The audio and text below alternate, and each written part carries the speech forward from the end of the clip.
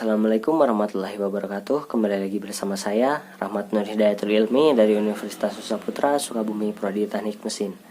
Pada kesempatan kali ini saya akan sedikit menjelaskan mengenai pengantar boiler pada mesin turbin uap. Pada dalam siklus mesin turbin uap, boiler adalah alat yang digunakan sebagai steam generator. Boiler sendiri merupakan alat yang digunakan untuk menghasilkan uap pada tekanan dan suhu yang sangat tinggi.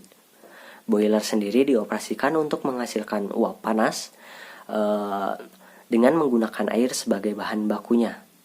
Untuk bisa memanaskan air tersebut bisa menggunakan dua cara, yaitu yang pertama,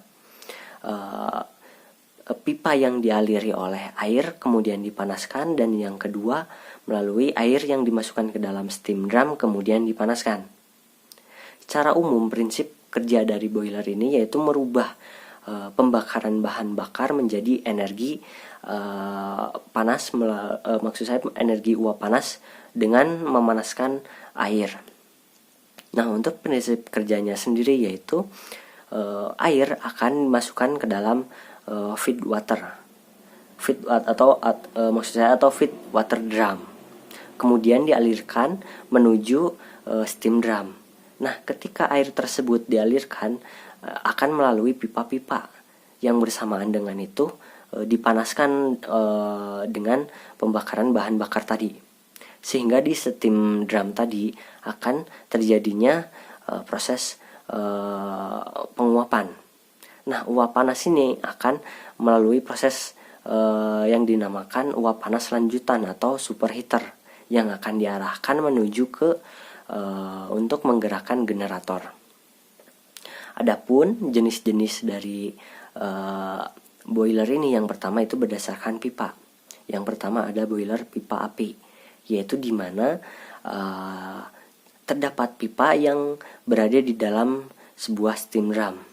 Pipa-pipa ini terhubung dengan ruang pembakaran, sehingga terjadinya proses pembakaran, maka pipa-pipa tersebut akan mengalirkan energi panas pembakaran tadi, sehingga air yang ada di dalam steam drum atau yang mengelilingi di area pipa-pipa tersebut akan ikut panas atau melakukan perubahan energi, sehingga air tersebut dapat melakukan penguapan, dan kemudian uap yang sudah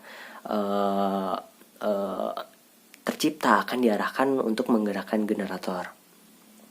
Adapun kelebihan dari jenis boiler ini yaitu yang pertama, tidak membutuhkan kualitas air yang begitu sangat baik. Terus yang kedua, perawatan yang sangat mudah karena desain yang sederhana. Adapun kelemahannya yaitu hanya mampu tidak maksimal dalam menghasilkan uap. Nah, yang kedua ada jenis boiler pipa air, yaitu sebalikannya dari pipa api tadi, yaitu di mana air akan dimasukkan melalui pipa-pipa, bersamaan dengan itu pipa tersebut akan dipanaskan secara langsung, sehingga air yang mengalir di dalam pipa tersebut langsung dipanaskan dan akan mengalir menuju ke steam drum, dan di situ akan terjadinya penguapan yang selanjutnya uap tersebut akan diteruskan untuk menggerakkan generator.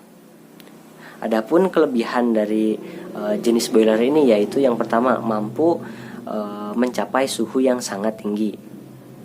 Namun kelemahannya salah satunya yaitu air yang digunakan harus yang berkualitasnya sangat baik. Nah, selanjutnya ada boiler jenis-jenis boiler yang berdasarkan pembakaran. Yang pertama ada Stucker boiler, yaitu di mana jenis boiler ini melakukan pembakaran pada bed pembakaran yang tetap, yaitu dalam arti si bahan bakar padat atau batu bara akan diarahkan atau ditempatkan pada bed pembakaran tetap.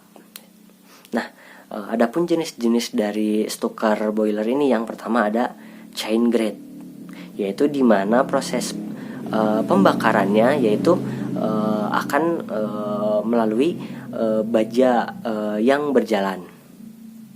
Nah, proses ini akan melakukan ketika batu bara akan dimasukkan ke sebuah penampungan atau wadah, dan kemudian akan jatuh ke dalam baja yang berjalan tadi. Nah, ketika berjalan di atas baja tadi, maka akan dipanaskan atau akan dibakar sehingga dapat memanaskan air. Terus yang kedua ada spreader stoker, yaitu dimana proses pembakarannya yaitu dengan menggabungkan pembakaran suspensi dan pembakaran grade, yaitu dimana ketika batu bara dimasukkan secara kontinu ke dalam baja yang berjalan, maka dia batu bara yang halus akan terbakar. Sedangkan batu bara yang padat itu langsung masuk ke ruang bakar. Nah, bedanya dengan boiler yang sebelumnya, ketika yang chain grade itu membutuhkan batu bara yang padat, sedangkan yang spreader stoker ini hanya membutuhkan maksud saya bisa membutuhkan dengan batu bara yang halus maupun yang padat. Selanjutnya yang ketiga ada pulverized boiler, yaitu dimana proses pembakarannya terjadi di dalam bejana yang tertutup, yaitu yang dengan batu bara yang telah dihaluskan atau yang sudah lembut. Nah, yang membedakannya yaitu di sini batu bara akan ditumbuk dulu terlebih dahulu sampai dia menyerupai butiran seperti tepung atau sehalus mungkin. Setelah itu dia akan dimasukkan ke dalam ruang pembakaran dan akan diproses pembakaran dan dapat membakar air di dalam bejana tertutup.